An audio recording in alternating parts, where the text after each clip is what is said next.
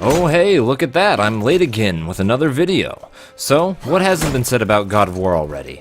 It's been critically praised by nearly every media outlet, and as such has had a fair amount of backlash of people nitpicking it and arguing it isn't worth all the hype. What? Okay, yeah, I do the same thing, but it's different this time. Sure, God of War isn't perfect, what game is, but it's still fucking fantastic. You're damn right it is. Oh hey, it's MightyNifty from the YouTube channel MightyNifty. What a totally unscripted and surprising event. Hey everyone, I'll be popping in here and there to give Batty a hand at covering such a massive game. Yeah, don't call me that.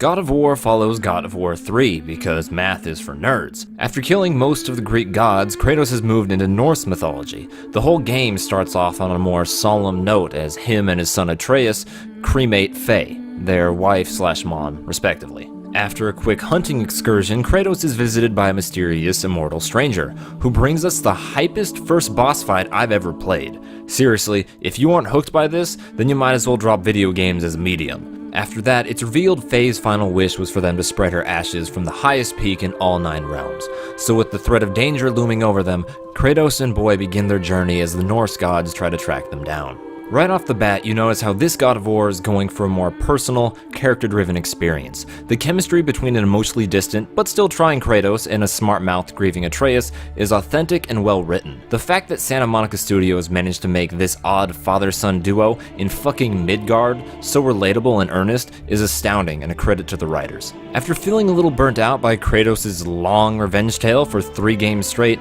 this is a breath of fresh air that has reignited my interest in the series. Kratos has aged quite a bit, but is haunted by his past, which gets in the way of connecting with his son. Seeing Kratos overcome his ghost and get closer to his boy is a wonderful character art to witness. You'll see moments where he's hesitant to be affectionate when his heart's in the right place. So if you're keeping score, this cements Kratos is the best original character Do Not Steal placed in the middle of an already established world and cast. Sorry about that, Cold Steel. He's still the same old Kratos who's laser focused on his main goal and ready to decapitate someone at the drop of the hat. But he's balanced out by Atreus this time. Dat boy is optimistic, naive, and kind. Basically the opposite of Kratos, which means they're able to learn from each other, which makes the chemistry so good. Assuming this isn't your first video you've seen on God of War, you may have heard that Kratos likes to call Atreus boy. Like, a lot. Cue mandatory boy montage, which is actually contractually obligated to be in every God of War review. Boy, slow down, boy. Boy, look at me, boy. Boy. The craziest thing is how little God of War's narrative has changed structurally. Kratos still has a simple goal that gets roadblocked to shit, which happened a lot in the first trilogy. MightyNifty, you're a God of War retrospective expert. Would you like to take this one? Yeah, much like God of War 3, this game's just about climbing a mountain. Of course, both have minor inconveniences along the way, such as requiring the use of interdimensional travel or, dying. Each game in the series revolves around a central goal, with the true game emerging from how the goal is achieved. And showing that through a single continuous storyline is a great way to get the player to connect with the protagonist, even one as initially off-putting as Kratos, with this game showing just how effective that formula is when applied to a more effective character dynamic. Isn't that right, Zoobs? Still not liking the nickname, but I completely agree. It's not necessarily a bad story structure, but it goes to show how far the series has matured and what fleshing out characters can do in a series. Just to put a hold on this gush fest, there are some minor story hiccups throughout God of War. The most annoying for me was Atreus once he learned he's a god. He instantly becomes a snotty brat, which yeah, I get the idea, but it happens too fast and is really abrupt when compared to the subtle moments leading up to that. Atreus' mystery illness plot hole is a bit disappointing too. It's hinted at pretty early in the game, but it feels like it's there only to add drama. Also, without spoiling how, it makes no sense in God of War canon, so hopefully that gets addressed in the sequel. And speaking of the sequel, there better fucking be one, because the ending is a huge cock tease. It's not a total cliffhanger, but it hits you with some major plot bombs and serious teases of what's to come, and I couldn't help but want more. The combat takes a more realistic approach to its hack and slash gameplay. The action has been toned down as Kratos doesn't fight like a goddamn hardcore dancer with fiery chain blades anymore. There's blood in the water. It's still really fun, but this time it's definitely overshadowed by the story. You have a light and heavy attack, the world's most satisfying ranged attack thanks to the Thor-like recall ability, as well as an incredibly fun rage mode, which is the closest you're gonna get to going Super Saiyan in a AAA game. Oh yeah, everything in this game is just so satisfying. The feeling when Kratos regrabs his axe is perfection. You might not feel like the all-powerful god wiping out hordes of enemies like in the original games, but there's just this impeccable balance of weight and grace to Kratos' movements. Combine that with the awesomely brutal finishers after taking out an enemy's stamina, and you feel like a bloodlusted Superman that'd make even a god tremble. The real challenge to the combat is managing the camera, and I say that in the nicest way possible. All those years of heavy metal concerts must have done some serious damage to Kratos' neck, which he keeps as still as humanly possible. The close-up over-the-shoulder camera angle requires you to keep enemies in front of you pretty often, unless you're a fan of getting blindsided by a random attack. This means those agile flying motherfuckers are some of the more challenging enemies this time around, which brings to light some of the camera angle's more annoying moments. I'm looking at you, Valkyries, or at least I would be if the fucking auto-targeting didn't keep dropping you.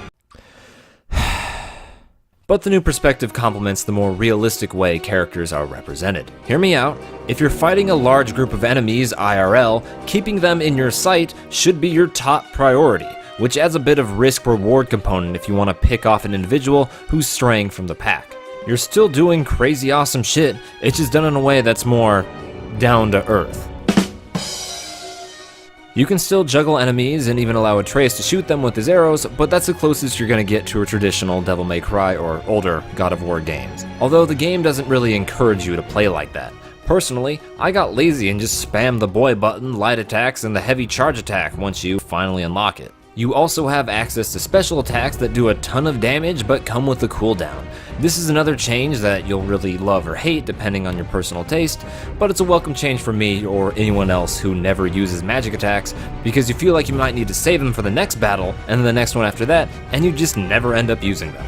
God of War has some of the coolest boss fights I've played in a while, and I'm talking the real unique boss fights here, not the trolls with the same basic moveset who get a pity health bar. I know the word epic has been an overused term since like 2010, but it's an appropriate description. There's always something awe-inspiring happening and a good challenge to keep you on your toes. I really wish there were more of them, but not as much as I wish there were more unique common enemies. Yeah, the enemy variety is more than a bit disappointing. Besides the dark elves and ogres,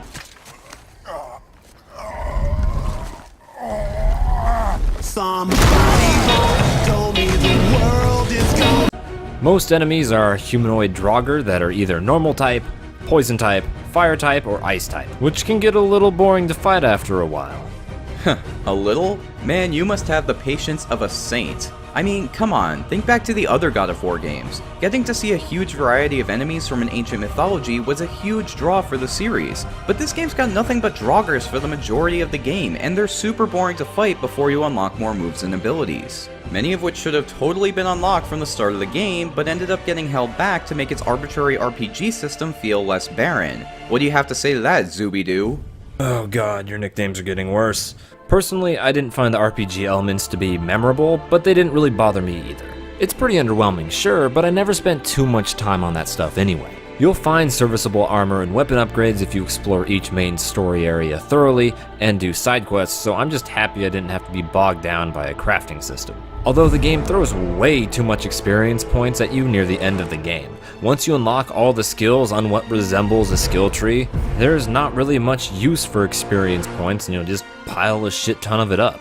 This God of War moves to a more open world approach, which makes Midgard feel organic and more memorable than most of the settings in the first trilogy. Hell, the way the game unlocks more areas for you as the world serpent slowly gets out of the Lake of Nine is brilliant, although the new camera angle plays an even bigger role in making Midgard so impactful. The change in perspective makes all the grandiose set pieces and battles seem much bigger than they actually are. The whole experience seems more seamless as well, as there are zero camera cuts during the cutscenes or even loading screens. The only time you see a loading screen is if you die. Even if you fast travel, there's a quick flash of light and then you're taken to a loading zone where Kratos, the boy, and the head will chat and drop lore bombs. So yeah, if you couldn't tell, I'm a big fan of this design.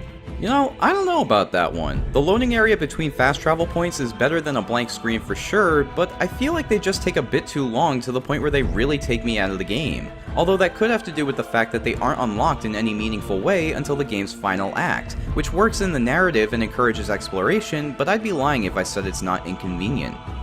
True, but to be fair, there's no way to get around loading, especially in an open world game. Although I do admit there are some drawbacks. The game still needs to trigger loading sequences and disguise it, and it does so primarily through climbing cliffs, which is ridiculously slow and slams the brakes on the pacing. At least when the characters go through the fast travel door, they speak and interact, but God of War has way more silent cliff climbing sequences in it. The side quests are also a good time for a similar reason.